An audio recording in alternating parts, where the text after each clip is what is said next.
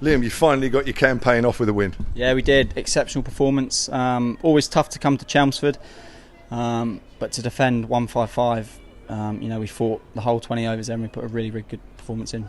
Were you a little bit worried about 155?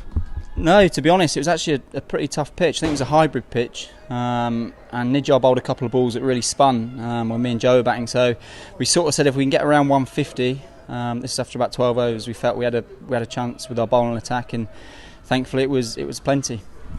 Darcy Shaw and James Vince got you away to a decent start again, and Joe Weatherly runs on Wednesday, runs again here. Yeah, I mean Vince and Darcy, they're going to be dangerous for us. They're two very, very high skilled players, and Joe's come on leaps and bounds with his T20 batting. So great start, for Joe personally, and also nice to get on the board as a team. You and Mason bowled well down at Canterbury. Mason bowled well again today, but they seem to target him. But you bowled 1 for 17 off your 4, so it was almost like the other way this time.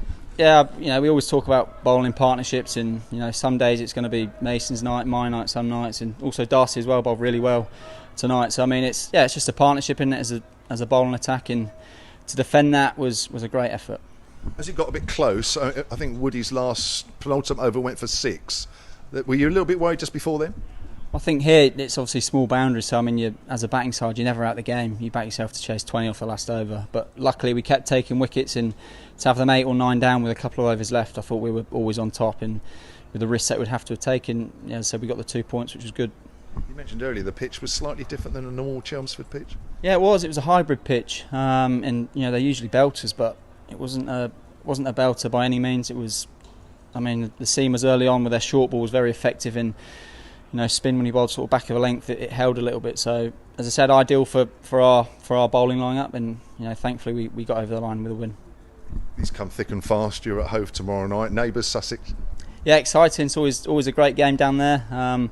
Hopefully there's a decent crowd in as well. It's also on TV as well. So hopefully the boys can carry the form on tonight and into tomorrow. With these games coming thick and fast, how important is it to get a win early on?